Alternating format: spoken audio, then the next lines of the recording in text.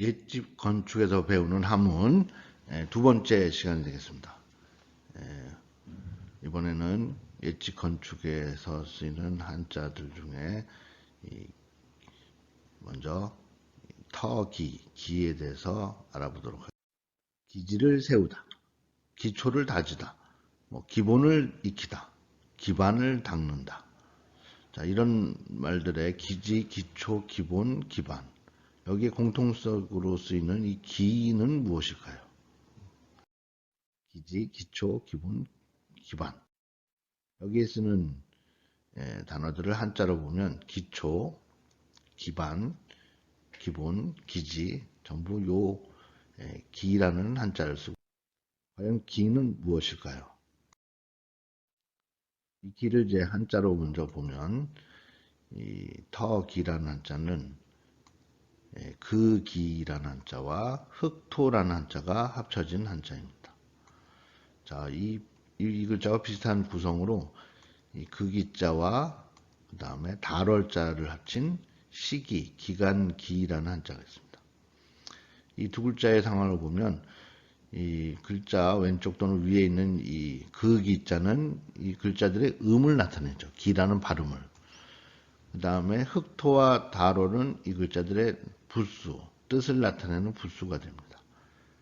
그래서 터기, 건물을 세우는 터가 되는 터, 기지란 뜻의 기가 되고, 시기, 기간 라는 뜻의 기자가 됩니다. 이런 극이자가 발음을 나타내게 되는 글자들을 좀 더 보면 첫 번째로 키기라는 한자가 있습니다. 그 기자에다가 이 대나무 죽자를 합쳐서 옛날 그 농사 질 때 곡식을 까부는 곡식과 나머지 부스러기를 고르라는 이 키라는 게 있죠. 이 키를 원래 이 키의 이 모습을 본뜬 글자가 극이자였는데요. 이 극이자가 그라는 대명사로 많이 쓰이다 보니까 나중에 그 재료가 되는 대나무 죽자를 붓수로 붙여서 만든 글자가 기자입니다. 극이자에다가 나무 목자를 붙이면 붓수가 되면 바둑기. 똑같은 원리로 이 돌석자를 붙이면 이것도 역시 바둑기자가 됩니다. 바둑판이나 바둑돌을 뜻하는 기자에서 바둑이라는 의미가 되죠. 그 다음에는 이 극이자에 깃발언이라는 이렇게 생긴 부분을 붙이면 깃발기자가 되고요. 역시 발음은 기가 되는 거죠. 그래서 국기 할 때 깃발기자입니다. 그 다음에 입 벌릴 하품흠이라고 하는 요 부수가 붙으면은 소리를 나타내서 사람을 소리내어 속이다, 속일 기자, 사기, 속일사, 속일 기자의 사기가 되고, 사슴녹자를 부수로 붙이면 이거는 기린기, 옛날 그 상상 속의 신비한 동물 기린할 때 기자, 수컷 기린의 기자가 됩니다. 이런 글자들은 모두 다 그 기자가 소리를 나타내서 발음이 모두 기가 된 것이죠. 그래서 이 기는 흑토가 뜻을 나타내기 때문에 터란 뜻입니다. 즉 집이나 우리가 건물을 짓거나 지을 그 자리, 땅, 흙이 있는 그 터를 말합니다.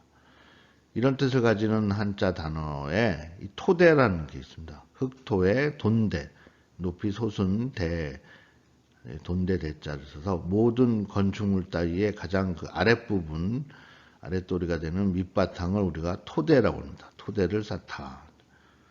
비슷한 말로 지반이라고도 하죠. 그래서 이 기지와 기초라는 말을 한번 살펴보면 우리가 이제 기지를 세우다. 독립군의 기지 할 때 기지란 말과 기초를 닦다, 기초를 다지다, 기초를 세우다 할 때 기초란 말. 먼저 기지는 이 터기자의 땅지자니까 터가 되는 땅이란 뜻이죠. 그래서 어떤 건물을 세울 자리를 잡은 곳을 의미합니다. 우리말로 터전. 주로 군대나 탐험대 따위가 활동하는 그 근거지를 말하게 됩니다. 기초라는 말은 터기자의 이 주춧돌 초자, 그래서 사물이나 일 따위의 기본이 되는 것을 우리가 기초라고 비유하게 되는데요. 건물, 다리 따위와 같은 구조물에 무게를 받치기는 그 맨 밑에 받침, 밑받침이 되겠습니다. 기본, 기반. 기본을 익히다. 기본 원칙에 합의하다. 할 때 기본이란 말과 기반을 닦는다, 기반을 다지다, 기반을 잃다, 설화의 기반을 두었다 할 때의 기반이란 말. 먼저 기본은 아까 기초와 같이 터기자에 이때 보는 뿌리 본자입니다. 근본이라는 뜻. 그래서 건물의 터가 되는 터와 나무의 뿌리라는 의미. 그래서 기초와 근본이라는 의미가 되겠죠.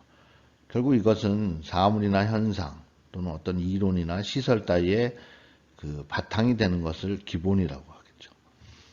기반은 터기자에 이 쟁반할 때 반, 소반, 대야 반자, 건물의 터와 밑에서 물건을 담는 쟁반이라는 의미입니다.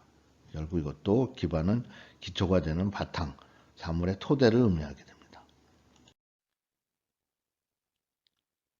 기단이라는 게 있습니다. 기단, 터기자에 재단, 기가 되겠죠.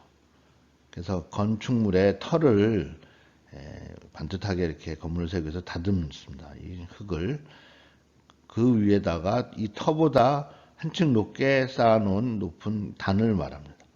이것은 빗물이 건물 안으로 들어오지 못하도록 주변보다 좀 높이 쌓은 구조물, 흙이나 돌로 쌓게 됩니다. 이것을 기단이라고 합니다.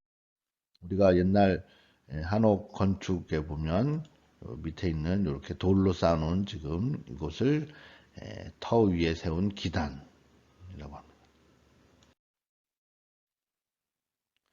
이 기단의 특징은 빗물이 집 안으로 스미지 않게 하고 그 다음에 통풍, 약간 높이 건물을 세우니까 바람이 통하게 하는 통풍과 그 다음에 햇빛이 내릴 때는 일조를 돕는 기능을 하게 됩니다. 그래서 기단은 집이 들어설 자리를 마당보다 이 흙이 있는 마당보다 높게 하고 그 기단은 그 건물 지붕의 끝에 있는 처마 끝선에서 약간 더 안쪽으로 들어가게 해서 처마에서 떨어지는 이 낙숫물이 기단을 통해 집안 가옥에 미치지 않도록 하고 또 건물 벽체로부터 경사를 두어서 빗물이 바깥쪽으로 흐르도록 합니다.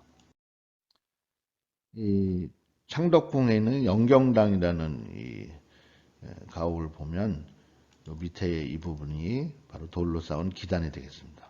이 기단은 지금 요 지붕의 처마 끝선, 추녀 끝선에 보다 살짝 안쪽으로 들어가 있고요.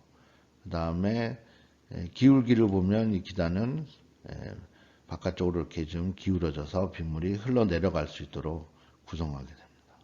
기단의 종류를 보면 이 기단들은 여러 가지 돌이나 흙으로 되어 있는데요. 흙으로 쌓는 기단을 우리가 토축, 흙으로 쌓았기 때문에 토축 기단, 일반 그 평민들의 살림집에서 많이 사용해서 진흙을 다져서 그걸 쌓아 올려서 단단히 그 위에 초석을 놓고 기둥을 세워서 만드는 토축 기단이 있고요. 그 다음에 자연에서 흔히 보는 다듬지 않은 이 크고 작은 자연석들을 서로 일을 맞춰서 쌓아놓는 기단이 있습니다. 그 다음에 좀 다듬어서 이 돌들을 일정한 기기로 이렇게 가공한 장대석들을 층층이 쌓아서 아주 단단하게 산 조선시대 옛날 건축물에서 가장 많이 사용되고 지금도 가장 많이 사용하는 게 장대석 기단이에요. 그 다음에 매우 고급스러운 기단으로 주로 고려 이전에 아주 옛날 건축물에 쓰였던 이 목조 나무들을 가구식 이렇게 짜는 형태로 돌들을 이렇게 나무를 짜는 식으로 기둥도 세우고 보도 세우는 듯이 이렇게 짜서 만드는 기단을 가구식 기단이 있습니다. 지금 보이는 이렇게 자연석들을 맞춰서 세운 기단이 있고 긴 장대석 기단이나 기단 여러 종류들이 있겠습니다. 북한의 개성에 옛날 고려시대 때 궁궐, 만월대 터에 보면 가장 주요 그 정전의 회경전 터에는 지금 이제 건물들은 없어졌지만 그 밑에 이 터 자리에 축대가 그대로 남아 있습니다. 이 축대라는 것은 쌓을 축자의 밑받침대, 그 돈대 대자에서 좀 높이 쌓아 올린 대나 터를 축대라고 합니다. 쌓아 올린 거죠. 축대를 높이 해서 건물을 더 안정적으로 세울 수 있습니다. 경주의 불국사는 이 축대와 기단이 아주 유명한데요. 바로 이 신라시대 때 건축된 나무를 가지고 짠 듯이 이런 가구식 기단, 기둥과 보, 뭐 주춧돌 이런 주두 형태로 이렇게 나무로 짠 듯이 돌들을 짜서 아주 튼튼하게 그래서 지금 지진이 나도 견딜 수 있게 된 주요 원인이 바로 이런 가구식 기단이라고 합니다. 굴의 화엄사는 대웅전 밑에는 아주 높은 축대 형태로 된 기단이 있습니다. 아주 특별한 기단들을 살펴보겠습니다. 먼저 월대라는 기단이 있습니다. 달월자에 돈대대, 밑받침 대자인데요. 이 월대라는 것은 궁궐의 정전, 또는 뭐 종묘, 사직단, 향교 등 이런 아주 중요한 왕이나 신, 그런 중요한 건물들에 설치하는 넓은 기단 형식의 대를 말합니다. 단어의 뜻은 원래 달을 바라볼 수 있게 높이 세운 대를 말하지만 우리나라에서 이 월대는 궁궐 등 중요한 건물에 앞에다 세우는 좀 신성하고 그 존중의 의미를 담고 있는 넓은 대를 말합니다.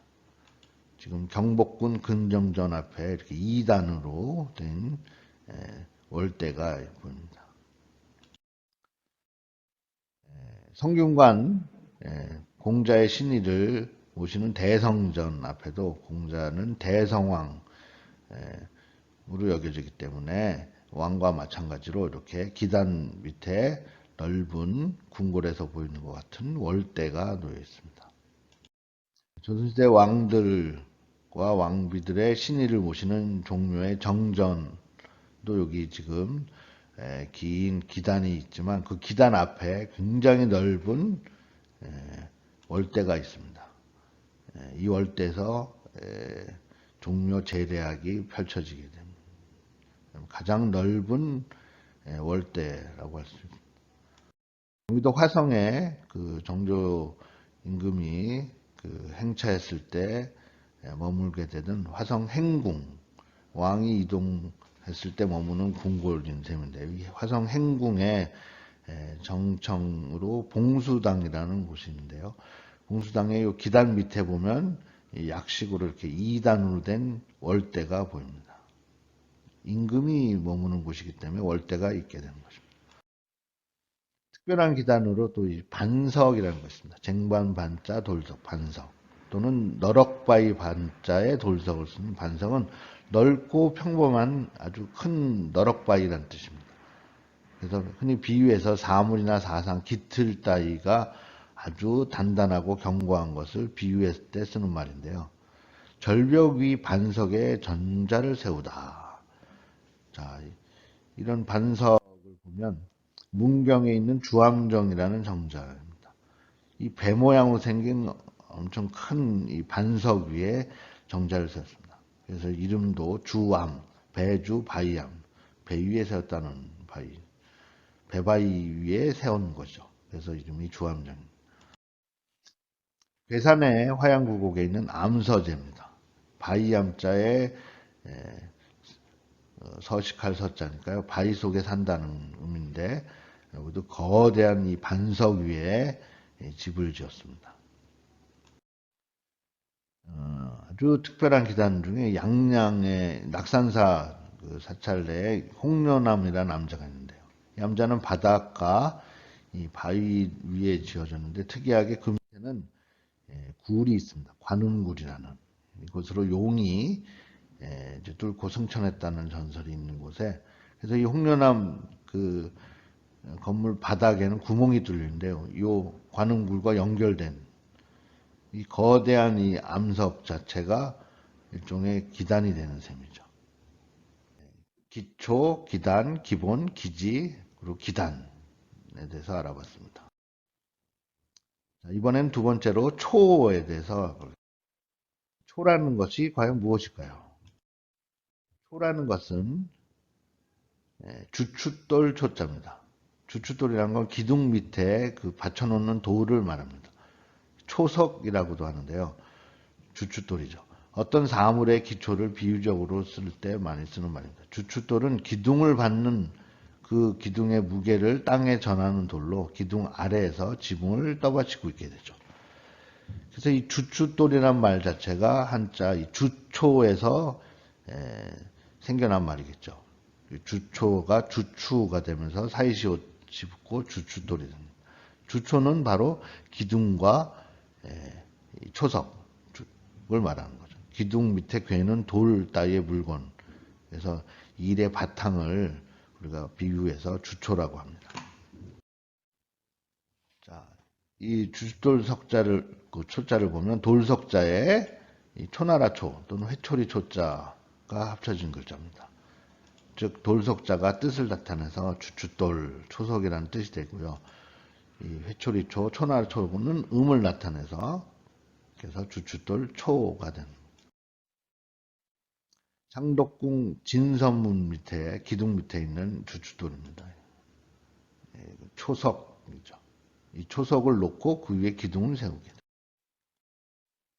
이 초석, 주춧돌에는 크게 두 가지 종류가 있습니다. 이런 자연에서 보이는 자연석을 그대로 쓰는 자연 초석이 있고요. 이런 돌들을 다듬어서 이렇게 둥글게 다듬은 인공 초석들이 있습니다.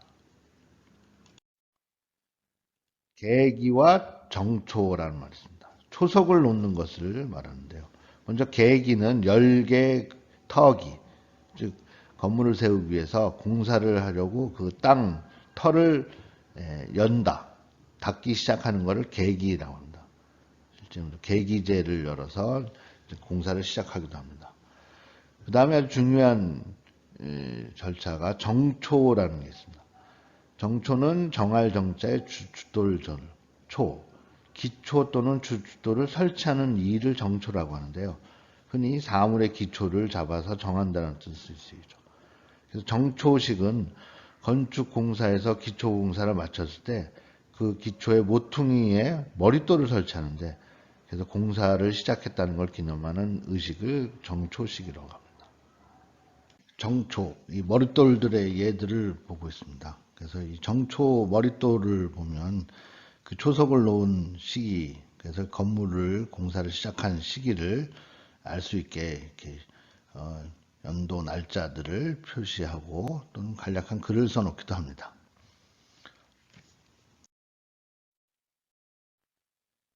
경주 그 신라시대 때 황룡사가 있던 터, 황룡사지에 그 법당 앞에 구층 목탑, 유명한 황룡사 구층 목탑이 있던 그 터에 지금 초석이 남아 있고, 그것을 이제 복원 그 발굴 조사를 해보니까 초석들이 지금 보이고 있습니다. 그래서 그 탑의 초석과 가운데 그 한가운데 그 탑의 중앙부에 위치한 큰 초석이 하나 있는데 이것을 심초석, 중심에 있는 초석, 그래서 심초석이라고 합니다. 그래서 이제 건물을 집들을 세우기 위해서는 이제 터를 다지고 그 위에 이렇게 단을 세우게 되고, 그 다음에 주춧돌, 초석들을 놓아서 기둥이 놓을 자리를 마련하는 겁니다. 그래서 이 단계를 건물의 시작, 건물을 세울 때 기초라고 합니다. 터와 주춧돌을 말하는 거죠. 그래서 그 사물의 기초, 사물의 기반,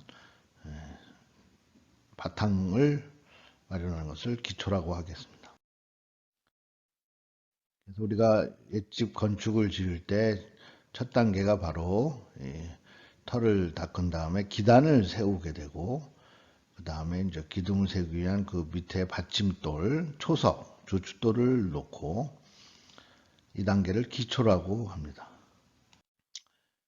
그 다음 단계로 초석 위에 이제 기둥을 세우게 되죠. 그래서 옛집 건축에서 배운 한문 세 번째 기둥주자.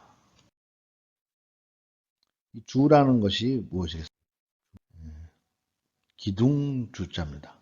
건축물에서 이 주춧돌 위에 세우는 그 세워서 보나 도리 따위를 받치게 되는 나무 또는 돌, 쇠, 벽돌, 콘크리트 따위로 이렇게 네모나거나 둥글게 만들어서 곧이 세우는 것을 기둥이라고 하죠. 기둥이란 말 자체가 이 기라는 기초, 위에라는 의미 같습니다. 그래서 주석이란 말이 있는데 기둥과 주춧돌을 아울러 이루는 말로 흔히 가장 중요한 자리에 있거나 구실을 하는 사람, 역할을 하는 사람을 비유해서 쓰는 말입니다. 그래서 주석지신 그러면 나라의 주춧돌과 기둥이 되는 신하, 아주 중요한 역할을 하는 신하를 말합니다. 이 기둥자를 보면 왼편에 나무 목자와 오른쪽에 있는 것은 주인 주자, 이 두 글자가 합쳐져서 나무 목자는 이제 부수가 돼서 뜻을 나타내게 되죠. 나무 기둥이라는 뜻을 만들고, 발음은 이 주인 주자에서 주라는 발음이 돼서 기둥 주자가 됩니다. 이와 비슷한 예로 이 사람 인자에다가 이 주인 주자를 합치면 사람이 살다, 거주하다, 살 주자가 되고, 물 숫자에다가 주인 주자를 합치면 물을 대다, 물을 쏟다, 물댈 주자가 됩니다. 그래서 이 사람 인자나 물 숫자는 부수가 되는 것이고 뜻을 나타내고, 이 주인 주자가 발음을 나타내게 돼서 이 글자들은 발음이 주가 되겠습니다. 또 다른 예로 이 머무를 주자는 말맞자의 주인 주자. 그래서 말을 타고 가다 멈추다, 머무르다. 우리 그래서 주차, 차를 멈춰 놓는 거죠. 주제, 어디에 머물러 있는 것을 주제라고 하죠. 그 다음에 주석 주자, 주낼 주자는 말씀원의 주인주. 그래서 여기서 말씀원은 각주, 어떤 글이나 논문의 설명을 다는 그 아랫부분, 다리각자를 써서 각주라고 하죠. 그 다음에 불화에다 주인주자를 하면 심지주. 그래서 불꽃을 일으키는 그 심지. 우리가 등주라고 하죠. 등의 심지. 이런 글자들은 모두 주인주자가 있어서 발음이 다 모두 주자가 됩니다. 기둥의 종류를 살펴보겠습니다. 건물에서, 옛집 건축에서 이 맨 바깥쪽에 삥 바깥 둘레 칸을 감싸는 기둥을 평이한 기둥, 그래서 평주라고 하고요. 두 번째는 그 평주 가운데서도 기퉁이, 이 모퉁이에 있는 기둥을 우주, 구석 우자, 그래서 우주라고 합니다. 기퉁이 기둥이죠. 그 다음에 그 안쪽 둘레 칸에는 평주보다는 좀 높은 기둥을 세우는데 이것을 고주라고 합니다. 높을 고자. 그 다음에 아까 봤던 그 탑과 불탑 같은 경우 가운데 장식을 세우기 위해서 가장 긴 중심에 놓이는 신주라는 것도 있습니다. 안동 봉정사의 극락전에 보면 가운데 지금 고주가 있고, 그 다음에 바깥쪽에 평주, 그 다음에 모퉁이에는 우주가 이렇게 있겠습니다. 강진 무의사 극락전도 이제 측면에서 봤을 때 이 고주와 평주, 우주가 분명히 구분이 되죠. 우주, 모퉁이 귀퉁이에 있는 기둥과 가운데 안쪽 칸에 높이 솟은 고주. 고창의 선운사의 경우는 안에서 봤을 때 이 고주와 우주가 분명하게 구분이 됩니다. 공주 마곡사의 대웅보존에 보면 옛 건축물 중에 이렇게 지붕이 아주 무겁고 크고 된 경우에 그 기둥의 무게를 견디기 위해서 이렇게 별도의 받치는 기둥을 세워놓는데 이것을 활주라고 합니다. 살활자를 써서 이 기둥의 이 추녀가 무겁기 때문에 아래로 처지는 것을 방지하기 위해서 추녀 밑을 별도로 추가로 받치는 기둥을 세우게 됩니다. 활주. 마곡사 대웅고전에도 역시 이렇게 활주들이 기둥이 워낙 커서 활주들이 있습니다. 고창의 선운사의 대웅전도 지금 고주와 우주가 측면에서 보이고 그 다음에 추녀 밑에 초석이 높이 솟은 초석 위에 활주를 세워놓고 있습니다. 종묘의 정전 바깥쪽에 기둥, 종묘는 이제 길게 모두 25칸으로 이루어진 앞쪽에 기둥들이 쭉 늘어있는데 이런 형태의 기둥을 열주라고 할 수 있습니다. 벌릴 열자, 쭉 줄지어서 늘어선 기둥을 말합니다. 그리스에 있는 그 세계문화유산 파르테논 신전, 그리스 로마 시대의 건축물도 이렇게 돌로 된 기둥들을 쭉 줄을 지어 늘어서 놨는데 이런 것을 열주라고 하겠습니다. 아주 특별한 기둥들을 살펴보면 보통 사찰, 절의 경내에 들어가는 입구에는 절의 공간을 시작하는 의미로서 이제 문이 있는데 이런 문들을 일주문이라고 부릅니다. 일주문이라는 것은 그 기둥을 이렇게 한 줄로 늘어서 놨기 때문에 일주문이라고 합니다. 기둥이 하나만 있다는 뜻이 아니라 한 줄로 된 건물은 보통 최소 기둥이 4개 있어야 되지만 이런 문 같은 경우는 기둥이 한 줄로 되어 있다. 용문사 입구에 있는 일주문입니다. 여기는 부산의 금정산 범어사 일주문입니다.